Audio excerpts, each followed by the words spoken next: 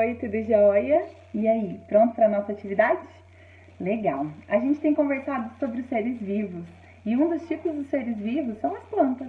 As plantas, assim como todos os seres vivos, elas nascem, elas crescem, elas se reproduzem, elas precisam de nutrientes e de coisas para crescer e se desenvolver. E um dia elas também morrem, né? Olha que bacana, a maioria das plantas tem características muito parecidas, né? Algumas vão ter algumas diferenças, mas a maioria delas tem raiz, o caule, as folhas e muitas têm flores. Vocês sabiam que as únicas que têm também frutos são as angiospermas? Não sei se vocês se lembram, mas a gente já viu os grupos de plantas o ano passado. Bom, quem é aluno novo não viu ainda. Então vamos relembrar? Lá atrás, quando surgiram as primeiras plantas, elas eram algas marinhas. E elas viviam na água mesmo, igual as algas que a gente conhece. Daí depois elas foram evoluindo e se transformaram em briófitas. As briófitas são plantinhas que precisam de muita umidade, como os musgos. Vocês já viram, às vezes, em cima de alguma pedra, em lugares assim que tem bastante umidade? Essas são as briófitas. Depois surgiram as pteridófitas, que elas são muito comuns, principalmente em vasos assim que a gente vê, como os de samambaia, ou então os chifres de veado, que são plantas que são diferentes. Elas não nascem na terra, igual as outras plantas. Foi uma evolução também das algas marinhas. Depois surgiram as gimnospermas, plantas mais evoluídas, que já tinham raiz, caule, folhas, nasciam de sementes, mas elas ainda não tinham frutos.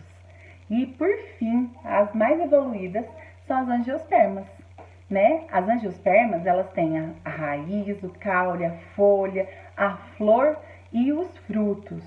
Vocês sabiam que nem todas as plantas que têm flores têm frutos?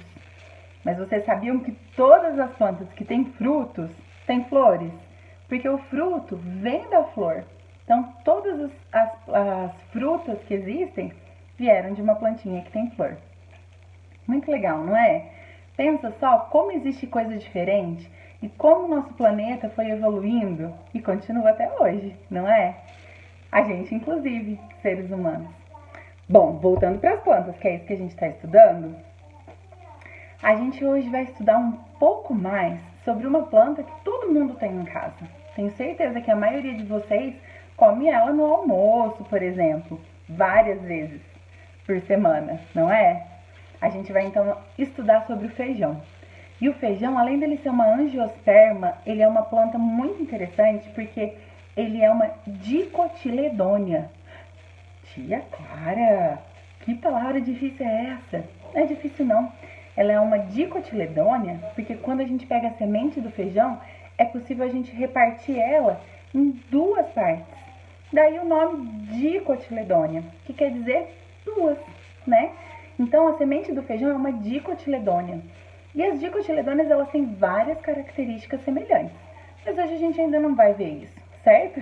A gente vai ficar na semente do feijão. Lembra que quando eu pedi para vocês começarem a se preparar para essa atividade, eu pedi para que vocês colocassem alguns grãozinhos de feijão num copo com um pouco de água? Muito bem. Depois, a hora que a gente acabar esse vídeo, você pode ir ver esse grãozinho de feijão e tentar abrir ele com seu próprio dedo. E você vai perceber, então, essas duas metades da dicotiledônia. E um pouquinho depois, conforme esse grãozinho do feijão for germinando, você vai conseguir perceber todas as partes que tem na semente do feijão. Elas ficam ali esperando a oportunidade de germinar, né? Então, quando a gente abre a sementinha do feijão, a gente pode perceber várias coisas. Bom, primeiro, ao observar o feijão, a gente consegue ver a casca, e a casca ela muda de cor. Existe feijão preto, feijão marrom, que a gente chama de carioca, existe feijão branco, feijão vermelho, vários tipos de feijão. Uma outra coisa interessante quando a gente abre o nosso feijão é que a gente consegue ver uma partinha branca bem ali no meio. E ele se chama cotilédone. Por isso que quando a gente fala que é uma dicotiledônia, quer dizer que tem dois cotilédones, né? Fica um para cada lado. Depois, conforme o feijão vai germinando, a gente consegue observar melhor a radícula e o broto. mas eles já estão ali, dentro da semente, prontos para sair, prontos para nascer, né? E isso é muito legal, porque pensa, uma coisinha desse tamanhozinho vai crescer, crescer, crescer, se transformar numa plantinha. E vocês sabiam então que a semente do feijão fica dentro do fruto do feijão? Qual será que é o fruto do feijão? Alguém já viu? Depois eu vou perguntar para vocês, tá bom? E vocês vão me contar. Uma outra coisa interessante é que o feijão dá uma florzinha bem bonitinha. Ela muda de cor dependendo da espécie do feijão e ela também muda às vezes o formato, mas a maioria delas é roxinha, é uma graça. A gente vai observar, né? Porque depois do vídeo de hoje a gente vai plantar também uma plantinha, né, do feijão. E a gente vai perceber como que ela vai se desenvolver, como que ela vai crescer, quanto tempo será que ela vai demorar para desenvolver, para crescer, para dar flor, para dar fruto, né? E para que a gente possa colher o nosso feijão. Porque vocês sabiam que depois que o fruto do feijão aparece, não é de imediato que pode colher. Assim como outros frutos, a gente tem que esperar ele ficar maduro, né? Então a gente vai aprender tudo isso, tá?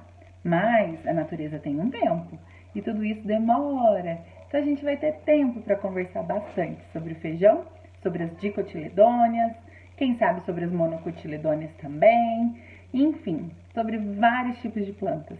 Combinado? Bom, agora chegou a sua vez de fazer as atividades que estão no arquivo que eu mandei e de plantar o seu vaso com feijões, tá?